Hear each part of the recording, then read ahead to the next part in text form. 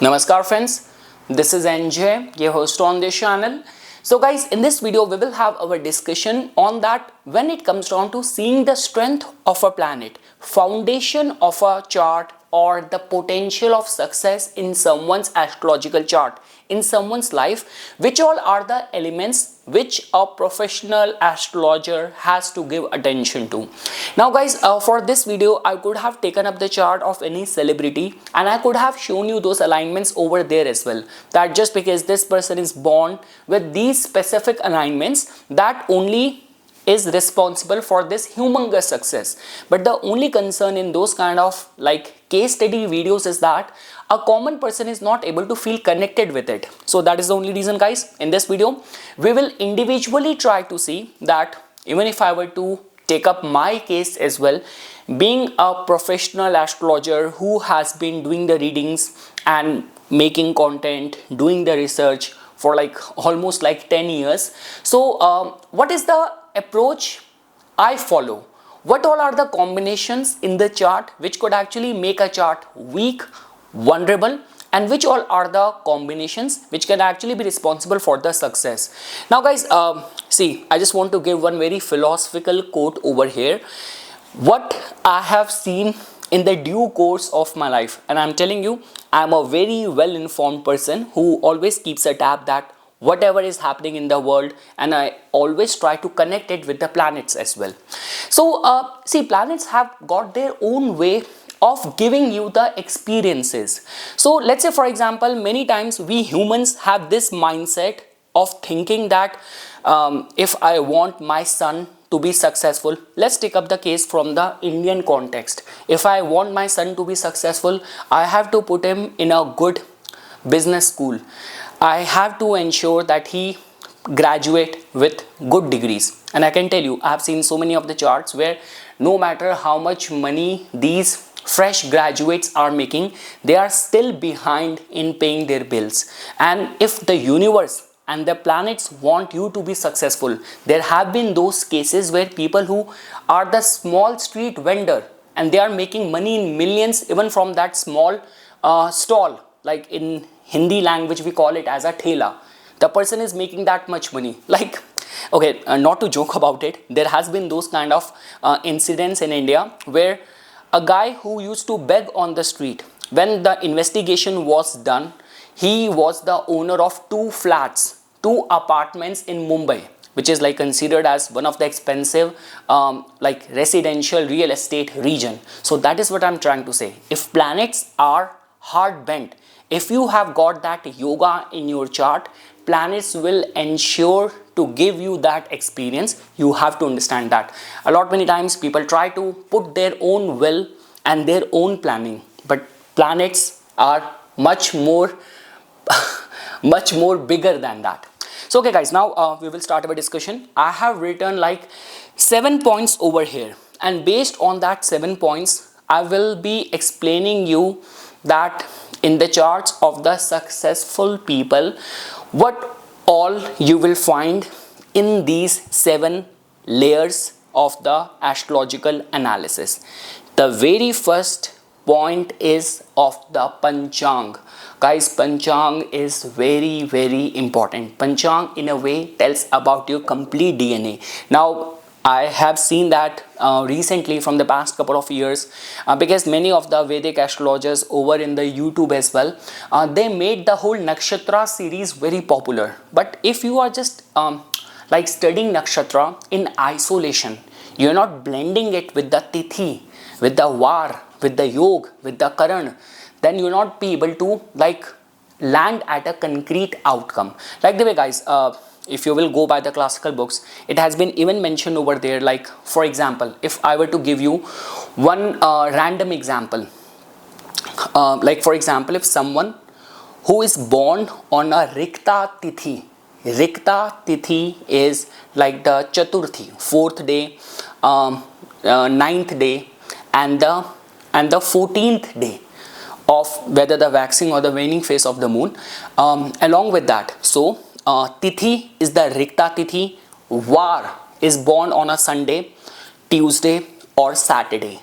and any of the Uttara Nakshatra. This could be like Uttara Falguni, Uttara Shadha, Uttara Bhadrapada.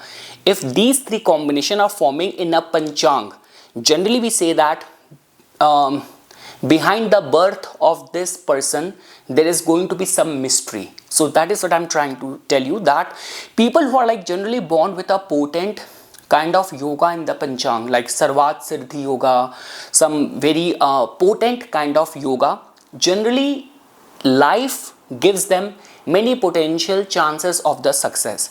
We know this thing that the var, like the day on which you are born, that tells more about your personality. Tithi tells about, because it's the Paksh Bal of the moon, it tells about your awareness. It tells about your marital kind of information as well. And the most important, definitely, like Karan tells about the career, yoga tells about the pointer to the success, what you can do to be successful, and the nakshatra tells about the kind of promise with which you are born. And the best case is that if you will find someone, if someone's chart comes to you and that person is doing something which is aligned to his nakshatra. For example, guys, if I were to take my own case, I am a Sat Bhisha moon. What I am doing? I am doing healing. If you are a Rohini nakshatra, you are doing something connected with the vehicles. If you are a Purva Falguni, you are doing something with the fashion, with the luxury, comfort giving profession. Or you are Adra or Swati, you are doing something with the tech.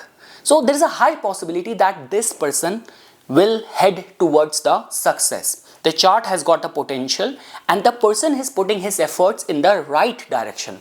Obviously, guys, when we talk about the Panchang, so and specific to the nakshatra, so the vulnerable combination, like which I have seen people who are like in certain houses where like there has been a concern of the disease which never goes out of the house.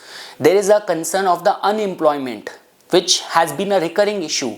There has been an issue that like in some of the families there are like 4 grown-up children and none of them is married. So in these kind of cases you will see definitely the problem in the Panchang.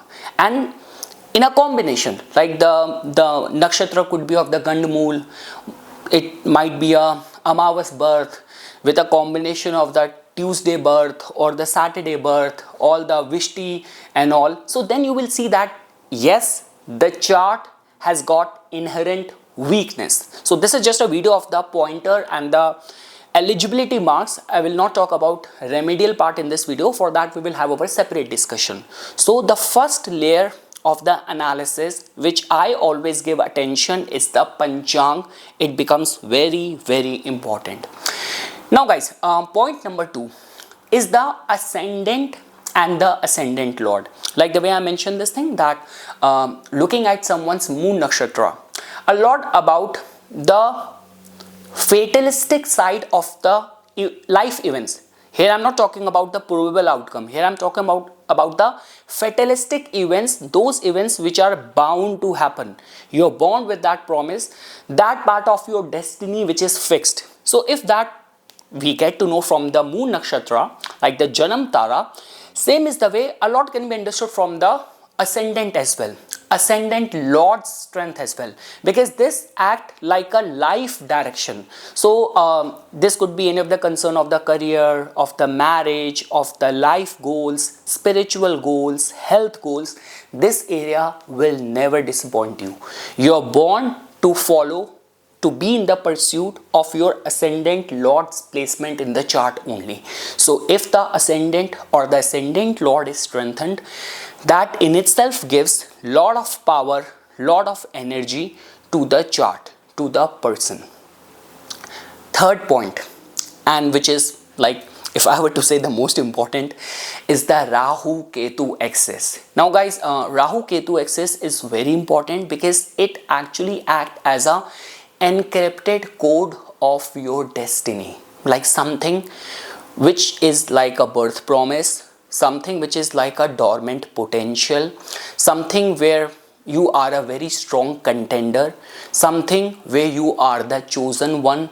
All of that we get to know from the Rahu Ketu axis. So I always give attention, like after studying the Panchang, after studying the ascendant and the ascendant lord, see there is a way by which I'm by default, naturally, I do the analysis. I always give attention to the Rahu Ketu axis in the chart. Now, point number 4 is the Saturn's placement. Now, guys, Saturn's placement in the chart is very important because this is where the karmic baggage, slowness, friction, and destiny's pressure, life's pressure will be felt. So individually studying the Saturn's placement becomes very important. Now it hardly matters whether Saturn has got some say in the Panchang. For example, whether you're born on a Saturday, it's a different case. Whether you're born on a nakshatra which is ruled by Saturn or not, that is a separate case. Individually as well, Saturn is like a game changer individually in the chart. If you have, no matter all other planets to be afflicted in the chart, solely individually Saturn is well placed. Like the way we say this thing, that the chosen ones always tread the life path alone. So Saturn in itself has got lot of power. And generally, like Saturn start giving results and success in the second half of the life, when society has judged you, society has left hopes from you, your friends, your family, relatives, everyone has ridiculed you, and now suddenly life turns around. So Saturn's placement is very important. Now comes the question of the point number 5. So we have studied the Panchang. Second point was ascendant and ascendant lord. Third point was the Rahu Ketu axis. Fourth point was the Saturn's placement. My area of concern in the chart is the fifth point is the trine houses. Now guys, trine houses is very important because this is a area where things can be achieved with lot of ease and grace. Blessings, wisdom, knowledge, grace plays a very important role. Otherwise guys, how can you explain that someone who is born in far away land in lot of poverty and somehow destiny brings that person? I was like last weekend only, I was watching this movie of that guy Dev Patel. I guess the movie name was Lion.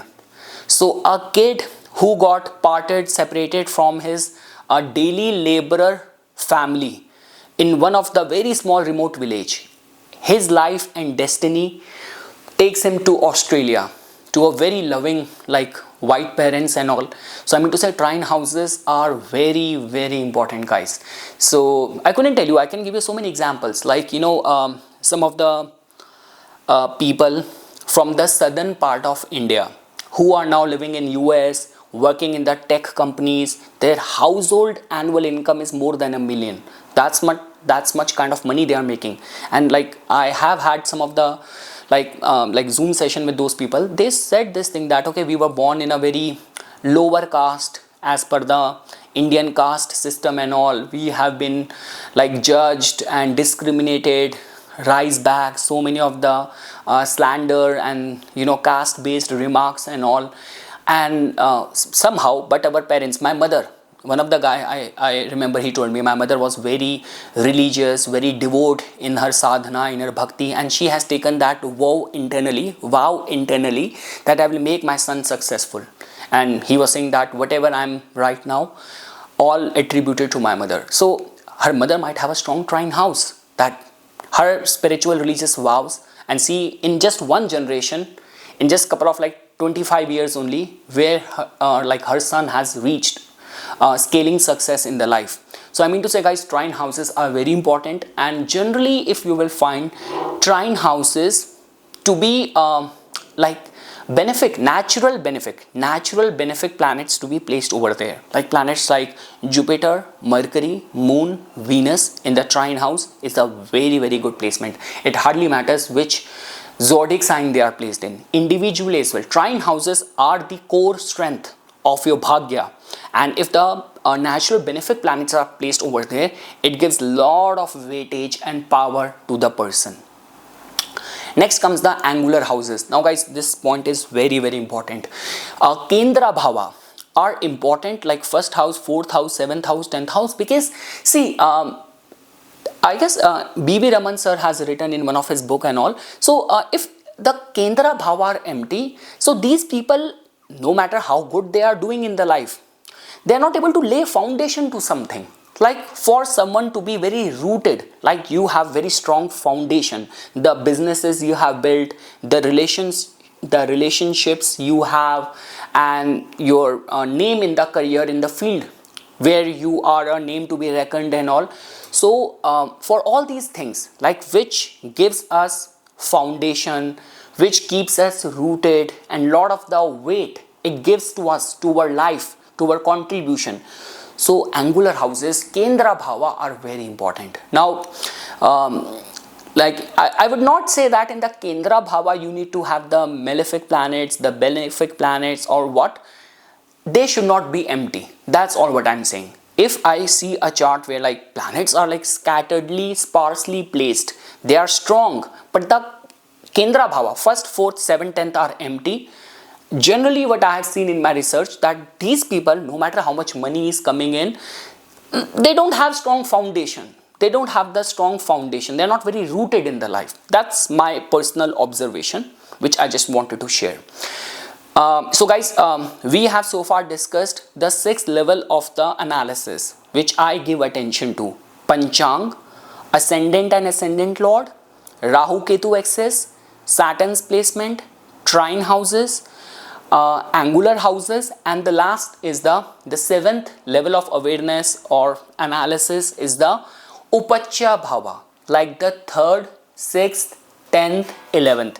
These houses, guys, are very important, and especially like if you have planets like this, could be Mars, this could be Sun, this could be Rahu. So Mars, Saturn, Sun and Rahu in the 3rd house, 6th house, 10th house, 11th house is generally considered as very strong. It gives you that like very formidable, strong determination, strong willpower and fighting spirit to be successful in the life. So yes guys, this was just a basic analysis video which I wanted to share. And yeah, I'm thinking about very soon I will be taking up all the 12 lagnas, and based on that, specific to that lagna, what could be the best possible Raj Yogas, Dhan Yogas, Lakshmi Yogas in that chart to cover that. But yes, in this video, I just wanted to talk about my 7 sutras of seeing the chart with huge potential to be successful in the life.